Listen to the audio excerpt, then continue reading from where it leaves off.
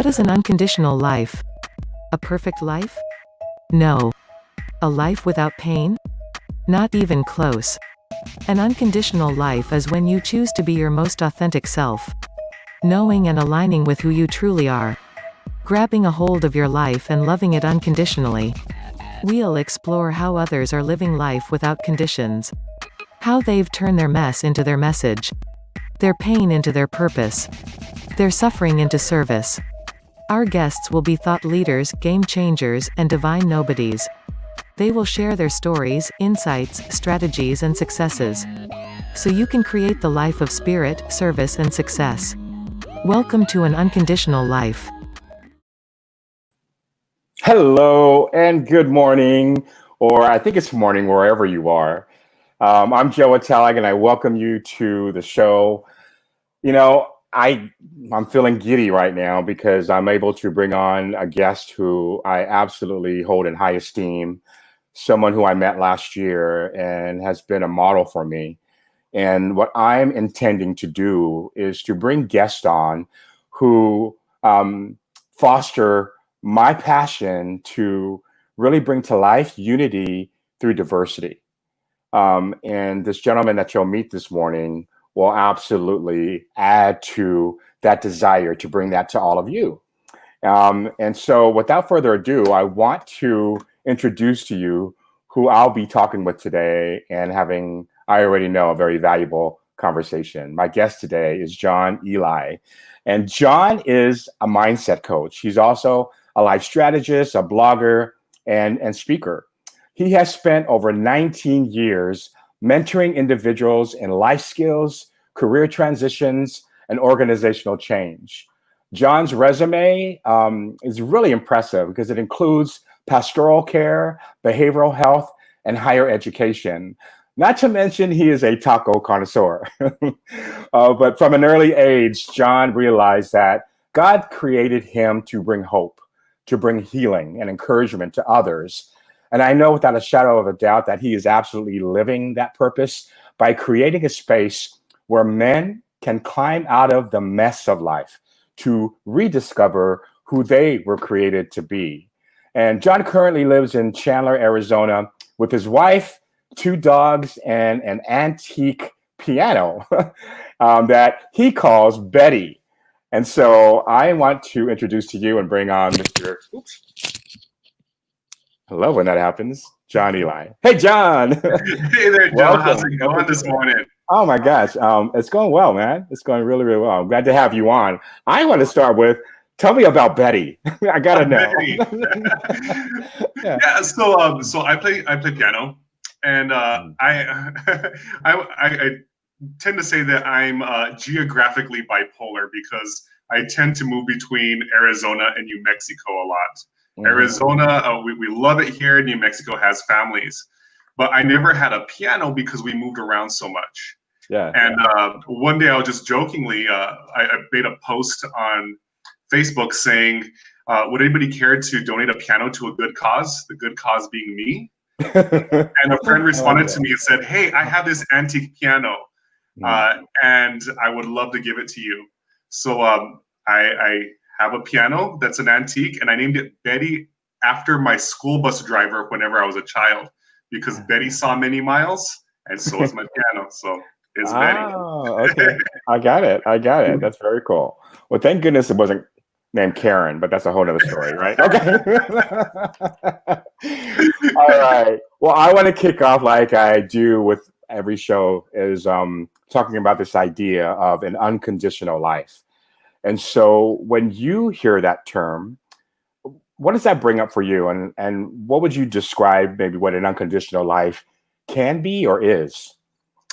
Yeah, so whenever I think about an unconditional life, I think about everything that a conditional life isn't.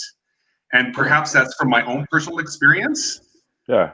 Because I grew up in a culture that was influenced primarily by being Hispanic, and also navigating what it meant to be Hispanic in an American world. And also I had this religious upbringing that was somewhat strict. And so I had all these limits placed on me telling me who I ought to be and who I ought not to be. And there was a lot more of what I ought not to be.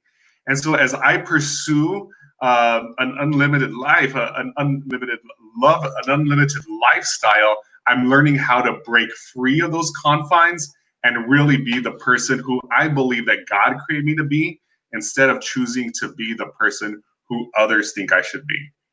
Oof. Hello, you got me going. Yeah, and I love that. I really appreciate, that perspective, because I know that the people that you and I work with are mired in that. Here's who I'm supposed to be, Yeah. right? And this idea of limitless and with no conditions, it's that permission to really step into the fullness of who we were created to be. And I Absolutely. know you said from an early age that you realize that God created you to bring encouragement and hope and those types of things. At what age did you realize that, and what happened that sparked that understanding for you? Wow. So it was actually a rather deep personal spiritual experience that I had. I was extremely depressed and suicidal as a teenager and in my early life. And I grew up in an environment that did not believe in counseling or seeking help. I came from the machismo that is it's a cultural norm for men, for Mexican men. You don't talk about your weaknesses. You don't talk about your struggles. And then on the other hand, I had this religious upbringing that if you stated that you were, struggling with mental health, you were considered to be like almost demon possessed. Like there was like this kind of shunning of somebody saying that they had a mental health struggle. So I didn't talk about it. And but I prayed, and I had this relationship with God. And one day in prayer, it was a moment that I was spending in prayer. I really just sensed that God spoke to my heart, that He began to heal those wounds that I had, the trauma of my childhood. And He told me I was going to bring hope, healing, and encouragement to others. And I was about 20 years old. Actually, I was 20. It was 1998 was like one of the biggest spiritual awakenings I ever had. Wow. And it was that year that I felt that I received that message, and it's what I've been trying to live out. That's amazing. I know that I've come across so many who have had not the exact same experience, but that idea of awakening and really just this revelation of like, oh my gosh, I've been conditioned and taught a certain way. And, and that's a fairly young age at 20. Some people are discovering this in their 40s, 50s, and different parts, and there's no right or wrong. But how did that shift the trajectory of your life? And what did you discover along the way of maybe somewhat of a deprogramming of that? Right? Yeah. So there's this realization that where I was going didn't fit into the box that I lived in. And that was scary, because this is the way that I defined life. This is the way that I had made meaning of living, of interacting with others, of showing up in the world. Yeah. And I realized that it was based on an ideology that I didn't necessarily believe to be true. And also I knew that I was going to struggle. I was going to lose relationships that I had with other people. My place of comfort was going to be pulled out from beneath me. And it's been a process. I'm actually still walking through that. Yeah. But I'm still a man of faith. But I had to break away from certain confines that had been placed on me, and not just at a religious, spiritual level, but also coming to understand who I am as a Mexican American, and understanding that there's beautiful things that I love and that I embrace. And like you mentioned, tacos, man, who doesn't love tacos? But there's beautiful parts of my culture that I absolutely embrace, but also I've had to be willing to break through this stigma that has been placed over Hispanic men saying that talking about feelings, talking about growth, talking about challenges is a sign of weakness. So it's kind of shattered worlds around me, but it's led me to a limitless life, an unconditional life. That's beautiful. How does one navigate through that, especially in strong cultures like a Hispanic culture, where there is a definite rooted and grounded, and this is how you are to be. This is what the culture says, etc. Still embracing the part of you're created in that culture, and still loving the pieces of it, but really like standing out per se, right? Yeah. And taking the bullets that come and the uncomfortableness of seeing you step outside the box that you're supposed to be in, right? Yeah. How do you navigate through that? Yeah. One word: grace. And I'm going to go back to my religious upbringing, and we talk about grace being unmerited favor. Yeah. It's something that people don't deserve. It's a favor that people don't deserve. And one of the things that we have to recognize as we move forward and we make choices to transform, to change, is that people have opinions. And that's completely okay, because guess what? You have opinions too. Right. But it's giving the grace to understand that people are trying to make meaning of our change whenever they don't even have a vocabulary for it. They're like, wait, what's John doing? That doesn't look good. In my 20s, I talked about 1998 and 1999. I went through some crazy hair phases where my hair went green, where it went. I had it in braids. I had it gold. It was crazy. I tried to bleach my hair platinum blonde, and I looked like a brindle pit bull. And it didn't fit into the script that was given to me, because that was considered to be like a culture shock. I had a pierced eyebrow. And people really struggled with that. But I've had to learn to give people permission to hold an opinion. Yeah. And I've had to give myself permission to grieve whenever people hurt me, and understand that both are okay. It's grace. Wow. Now, for those who didn't have a religious upbringing, and as you described it, the idea of unmerited favor. Yeah. Let's talk about what does that mean for people? This idea of grace. Yeah. Grace is the understanding that you're not perfect and that others aren't either. And people need mercy. People need compassion. And whenever we're extending grace towards ourselves, it's learning that we deserve self-compassion. There's so many people that hold themselves hostage to choices that they've made. Just yesterday, I posted a video of myself of a time in my life whenever I called a relative a bastard. And this was 6 years ago. I knew better, but I wasn't operating from a good place. And fast forward to 2020, I had a conversation with somebody over Facebook Messenger. I was livid. I was heated. I was ticked off whenever I wrote that message. And 6 years later, this gentleman hands me over an envelope with a printed conversation of what we had. Wow. And I had to own the fact that John, the life coach, John, the person who wants to bring hope, healing, and encouragement to the world, did something stupid. I had to ask for forgiveness. I had to extend him grace, but I also had to extend myself grace. Right. I had to have compassion on myself, because in that moment, in that heated moment of passion where I expressed myself a little too freely,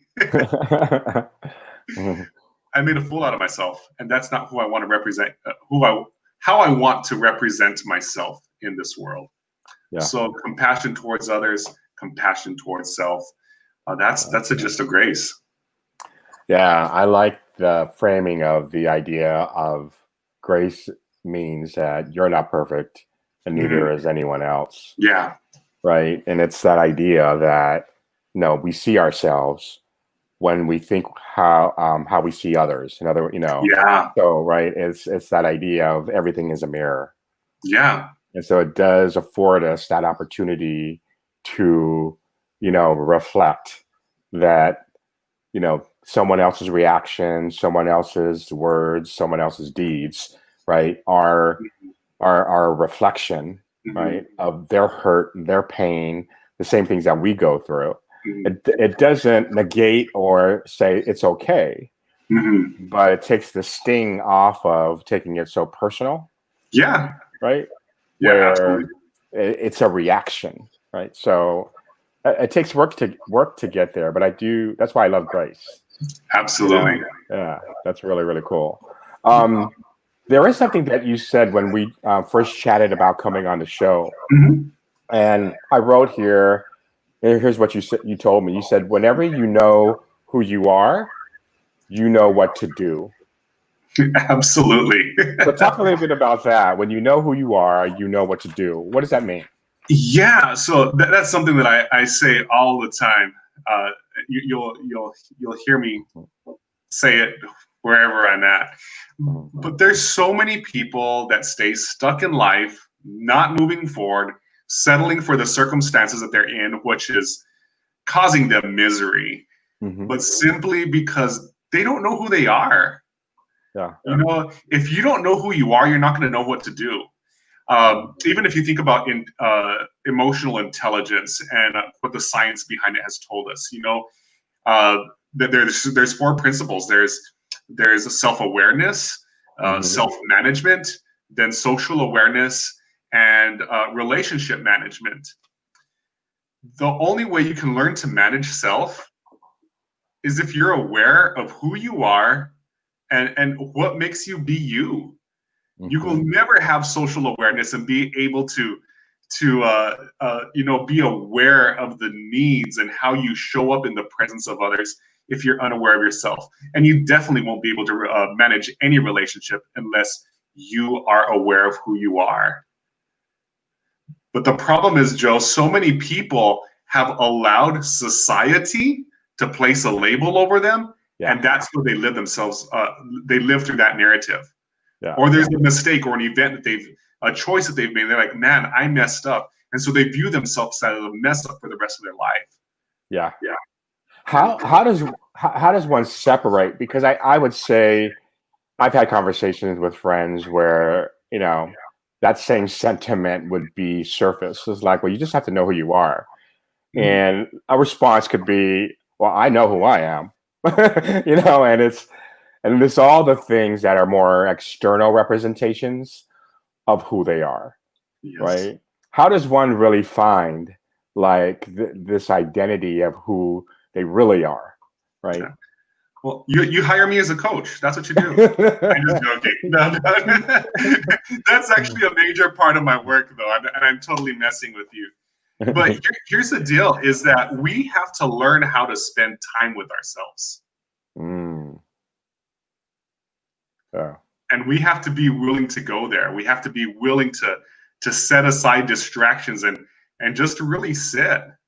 Yeah. Think about a date. Like, you go out on a first date, you invest yourself in spending time and asking questions and trying to get to know someone to see if it's worth investing in. Yeah.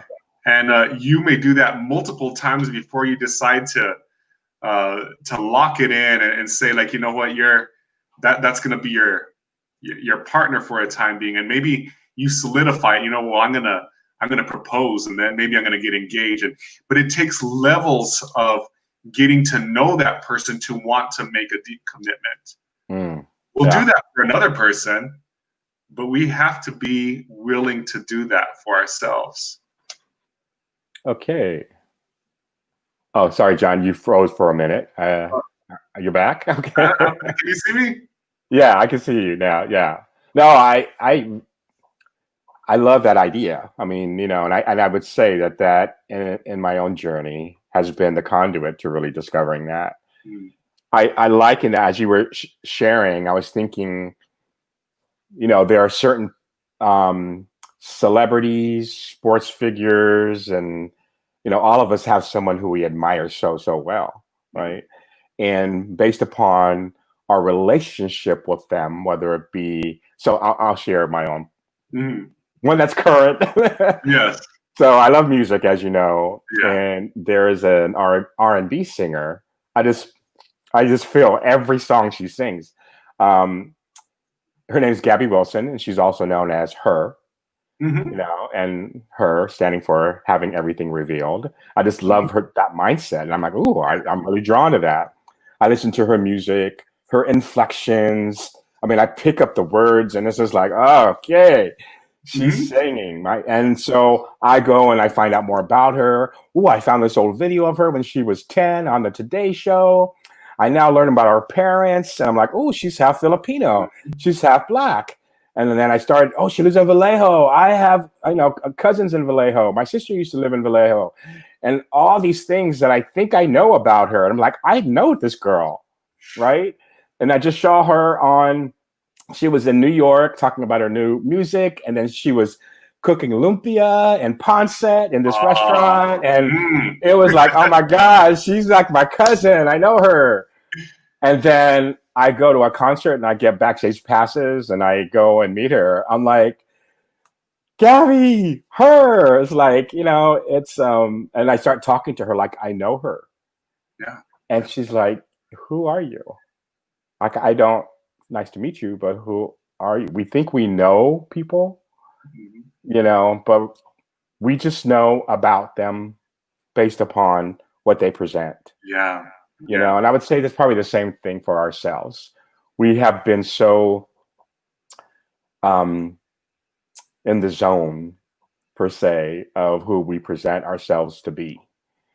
And I just saw actually a graphic that showed the Japanese, like, say there are three faces that we wear, right? And Mhm. it's the ones that we present to the greater part of the world. The second Mhm. is to those who are close enough to us, so parts of us. And then the third, mask or face that we wear is the one that no one really knows and we're afraid to show. Yeah. And that's our true self, Yeah. And so, yeah, I appreciate that dialogue around how does one find out and know who they are, Yeah. right? So, yeah, being silent. And for some, it's really uncomfortable, you know, Absolutely. whatever that modality to spend time with self, right? I mean, I think people in the spiritual community, think about meditation and prayer as one, avenue to get there. And even as I was understanding meditation and just the idea of sitting, right? The idea of emptying thoughts or observing them Hmm. and just being with myself was the most uncomfortable, like, experience that I've had. Where it's like I can't even be with myself for 5 minutes, you Yeah. know. But the more, not necessarily the time, but the consistency of it really starts to unveil and reveal things that I was afraid to look at. I didn't want to, Absolutely. So it's a beautiful discovery. Um, One of the other things that you said, John, to me is that you are so much more than, and I'm paraphrasing, like the mistakes that you have made, right? And I think that's also one of your anchored, like, beliefs that bleeds into your work, right? Absolutely. Why is that so important for you to communicate? Yeah. So it comes from a personal place. There was a there was a season in life whenever I realized that I wasn't who I wanted to be. I totally face planted about 4 years ago. I went through a situation where I found myself separated from my wife. I recognized that I had walked away from my values, and I wasn't at a good place emotionally. Hmm. And in that moment, I had a choice. I could either remain stuck where I was at, or I could seek help. And so what I did was I reached out to 8 of my friends, and I shared with them everything that had been going on. I shared with them my poor choices. I shared with them, the bad decisions I had made, the part of me that they were unaware of. And Yeah. not everybody chose to continue to walk with me, but it provided a space for me to own up to where I was at and to begin to envision a life outside of my circumstance. That provided a path for me to become who I am today, to heal my marriage, to work on me, because I had to redefine who I was going to be showing up in this world, not just in my marriage, but how I was going to show up in this world. And I'm not that person that I used to be. I might be in the flesh, but the growth that I have experienced, the healing that I have experienced, I desire to see others experience something similar.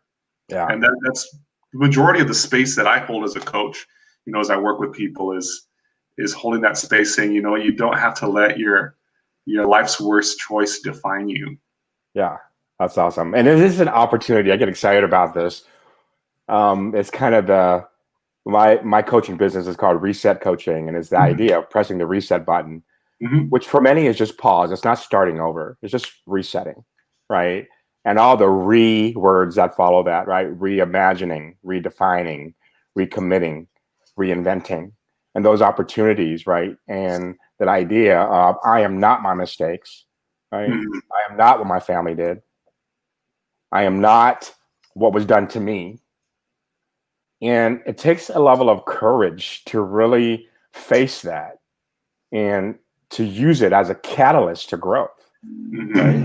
So thank you for sharing that. I wanted to share a comment here. Shannon Clarkson, hey Shannon, says, if you can't sit with yourself, how can you expect anyone else to sit with you?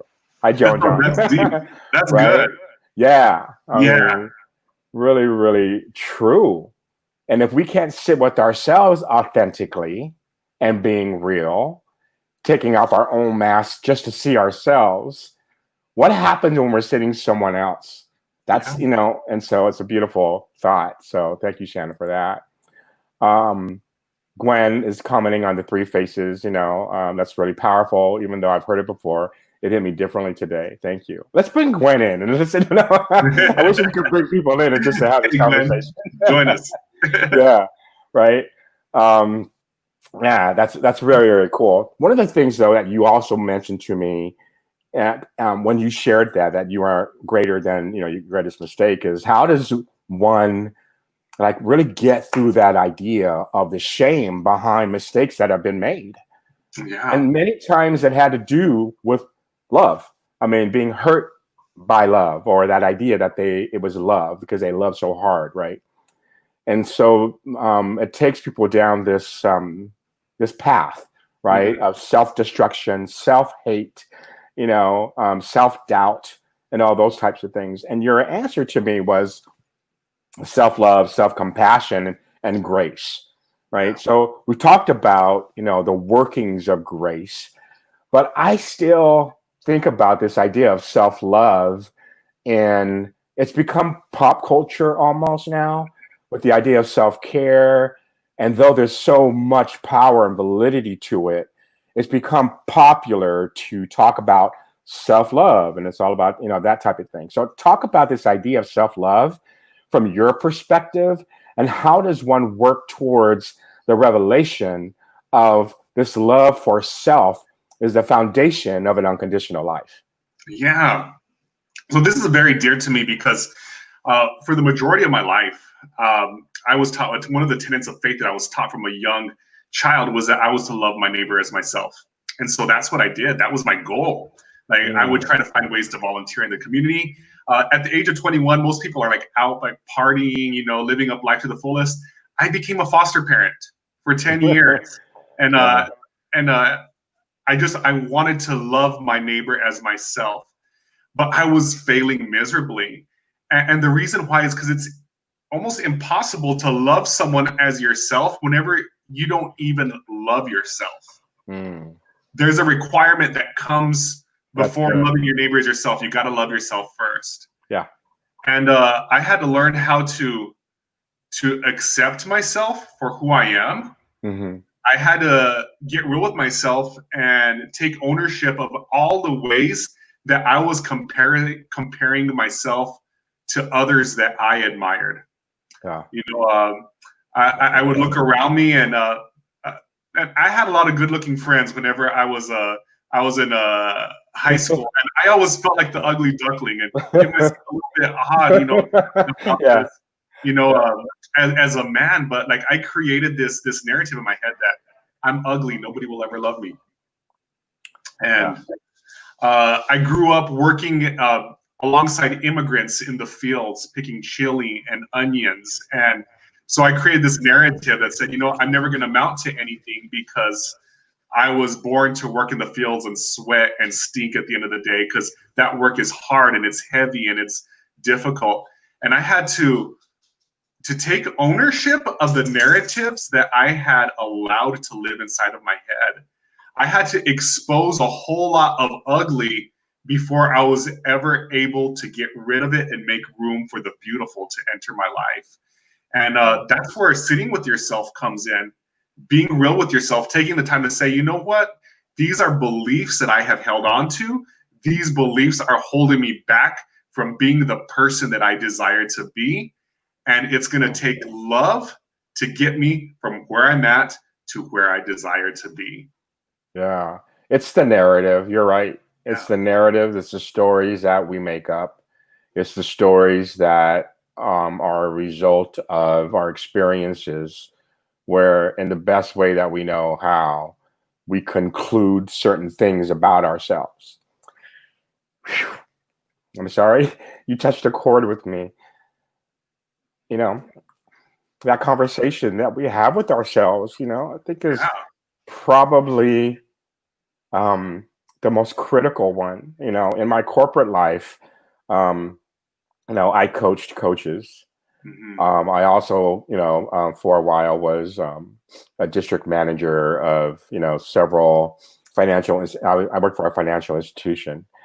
And one of the things that I stressed with, those who reported to me, my managers, was that the most important, the most critical, the most powerful person you could ever talk and coach to is you. Yeah. And so when I discovered this idea of mirror work,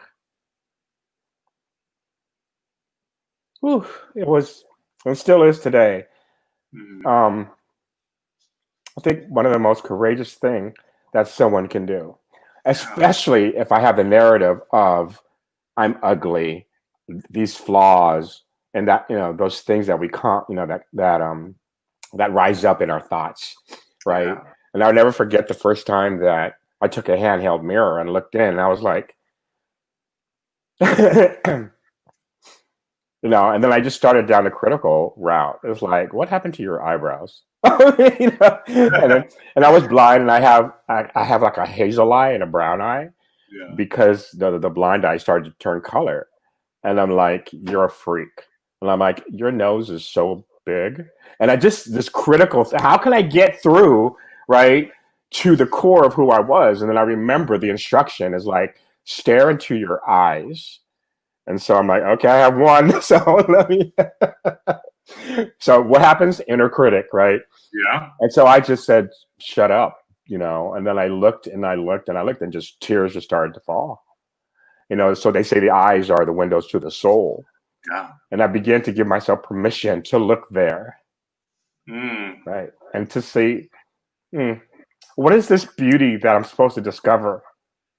What is this thing that other people tell me, but I don't see? Yeah. And it's spending time with self, right? Yeah. Well, you get to this point where you start appreciating those things, and then, for me, I have a lot of scars on my body due to the abuse that I, had, through all of my health issues, the health issues were actually health issues, the health of not my physical heart, but the heart of who I thought that I was, of course, showed up in disease in my body. So I have a scar down the middle of my chest from open heart surgery, triple bypass. In the left side of my abdomen, I have this gash, and it is from where they inserted my catheter when I was on dialysis. On my right side of my abdomen, I have this another pretty significant scar where they inserted my new kidney. And so it's like I'll never be able to, go swim in a pool, publicly. So these ideas, that's not who I am. And so I started to look at those battle scars of the reminders of like, you're living an unconditional life, Joe. Absolutely. These conditions did not defeat you. And so, it's the idea, and I don't know if you've seen any of Byron Katie's work. Amazing. And she basically has these 4 simple questions to deconstruct a thought that we hold on to. And many times those thoughts are these stories and these narratives. And the final question within that is like, who would you be without the story? So we're the storytellers. Absolutely. We're the creators of all things. The world is just a projected image of our own thoughts. Absolutely. And thoughts are energy. Absolutely. Right. And so as you began to talk about that, it started to just, hit me.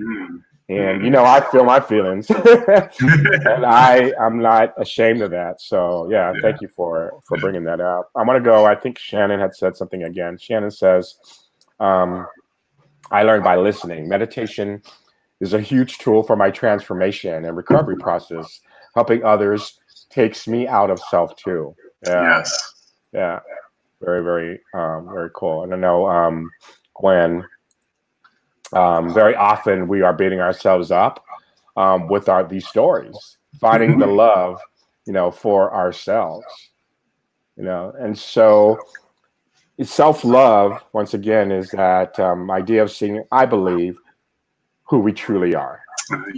And so as we started the show talking about kind of rediscovering who we were created to be, I think that's where we fall in love, and but you also said self-compassion, right? With those ideas of things that we've done, mistakes that we've made, regrets that we continue to play out, wounds we continue to open up, right? How does one create that self-compassion, right, to get to that point of self-love? Yeah, I really believe that it begins with us being open and being vulnerable, first of all, with ourselves. Taking ownership of our mistakes and recognizing that we are not our mistakes. We can make a mistake. We are capable, as human beings, we are capable of making mistakes, but we don't have to allow that mistake to define us. And just admitting, if there's any type of restitution that has to be made, making that restitution, even if it's simply an apology, saying I was wrong. A lot of times we don't allow ourselves, we don't give ourselves closure to really, solidify and say, you know what? Okay, this is where I began to move forward. I'd share a little bit about my name, Joe. I don't know if I've ever shared that with you. About John Eli versus John Gare? Okay. So John Eli is my first name. Okay. But for years I went by John. And I never knew why my name was John. Like why my mom named me John Eli. And my birth certificate looks super weird. I have 4 names. It's traditional Mexican. I have 4 names. And but in English, John Eli is my first name. And I would ask my mom, like, Mom, why did you name me John Eli? She goes, oh, 4 letters, 3 letters. Easy to learn for when you go to school. Nothing significant about it. And I hated it. I was like, John and Eli don't even go together. And why would you do this? And while I was going through the process of my comeback, of whenever I face planted and I began to rebuild my life, I took a look at my name and I realized that it was a prophetic declaration of my mother. The name John means God is gracious, and Eli means ascension. And the reality is that the only way I was going to ascend to be the man that I know that I was created to be is if I experienced grace. Wow.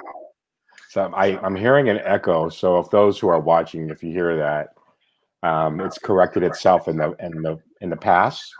I'm not quite sure what to do, so just bear with us. But yeah, John, sometimes we don't understand things, Yeah. and we question them, and then later in life, or Yeah. we get this understanding of it. Yeah. And what a beautiful reflection. Yeah, that's I awesome. believe that is the path towards getting to where we need to be in self-love, is really just extending ourselves grace and realizing that we're imperfect beings, Yeah, but we can still experience perfect love if we allow ourselves to. absolutely. Absolutely. Well, John, I have asked a closing question to the guests that have come on. And I've mixed it up, but I'm gonna ask both of them of you. Okay. So the first question, I actually stole from, oh God, what is Tim Ferriss, who has a great podcast. He's well known in the entrepreneurial world. But he asked a guest one time, if you were given a free billboard, right, to put a message, right, that you knew thousands of people would see every single day in a prominent part of a metropolitan city, what would you put on the billboard? Wow. So the first thing that came to my mind is actually something that Bob Goff says, and that's love everybody always, love everyone always. Love everyone, always. Awesome. I love that. Yeah, I love that. And I've asked that question to some of my guests, and the things that came forth were be authentic, show up, don't give up. I'm forgetting two of them. And then yours, love everyone, always. Yeah, Yeah. beautiful. All right. And then the second question is this. If you were to be remembered only by your words, what would those words be? Hmm. I love you. It's, I love you too, but what would those words be? No, I'm kidding. I love you. Yeah. I really want to be, I strive to be an embodiment of love. Mm, And it's a challenge. I don't believe I had a lot of great examples of what unconditional love looked like. mm. And it's a journey for me, but it's what I'm hoping to project into this world. Yeah. Yeah, absolutely. Okay, so you sparked a question. We have a little bit of time, so my gut says to go there. This idea of unconditional love, Mm-hmm. is that attainable? Hmm.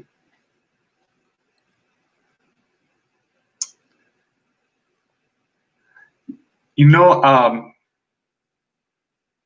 married to someone that I put through hell,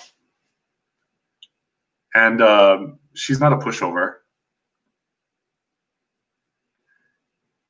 She's someone that has a strong backbone and that makes wise decisions, and she still chooses to love me.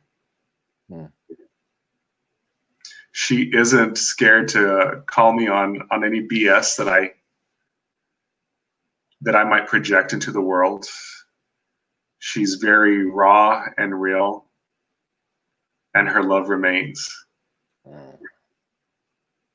And so I believe that it's completely possible to experience unconditional love. Hmm. And I want to be a better lover. I want to Hmm. love like that. Yeah, that's beautiful, bro. I really, really appreciate that. And the distinction that I heard is that it's absolutely possible that you can experience unconditional love. And so, as I want to foster that too in my work, what I want to create for, you know, the service that I bring to the Mm-hmm. world is exploring the idea of an unconditional life, which doesn't mean that it's perfect, Mm-hmm. right? And so it is the idea that if it's limitless, right, if it is untethered if it is like, without any types of conditions, Mhm. we get to create what that is. And the possibilities are endless. So very, very cool.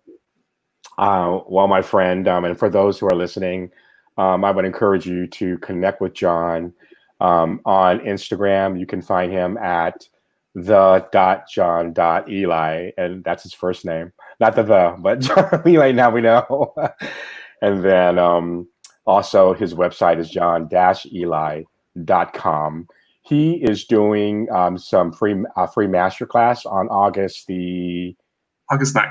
August 9th, and it's a Sunday, I believe. Yes. And tell them really quickly what you're teaching on that day. Yeah, by all means, a masterclass on August 9th is going to be on mind traps and how to get unstuck. Basically, we as human beings, we have a tendency to fall into some tendencies of stinking thinking. We get stuck in certain ways, certain thought patterns that keep us trapped in life. And I just want to share some strategies to be able to break free from those traps and to be able to move forward and create the life that we desire to have. Yeah, absolutely. And I've attended one of John's master classes, and they go by so fast. I mean, it's an hour master class, but by the time I was done, I'm like, wow, it seemed so quick, but it was so enriching. So yeah, I encourage you all to check them out, enroll in the complimentary masterclass, and continue to share your magic, man. And I appreciate that we're aligned and joined at the hip in our work. And we didn't get to delve into the idea of working with men, but gosh, I'd love to have you back and continue that conversation. I really highly, highly respect you and honor you. And I thank you for coming on today. Thank you, Joe. And the feeling is absolutely mutual, man. Awesome. And for those of you who are watching, whether it be live right now or on the replay, this is early, I know, y'all. So there's a lot of folks who comment after the fact. It's early for John. He got on early and he could barely answer my questions. I'm like, dude, you need to wake up. And yeah, coffee, exactly. Continue to give yourself permission to explore what an unconditional life can be for you. So thank you for gracing us with your presence today and contributing to the work in this world to bring that, not just an adage and idea, but the truth that love is still the answer. Have a great day, everyone. Take care. What is an unconditional life? A perfect life? No. A life without pain? Not even close. An unconditional life is when you choose to be your most authentic self. Knowing and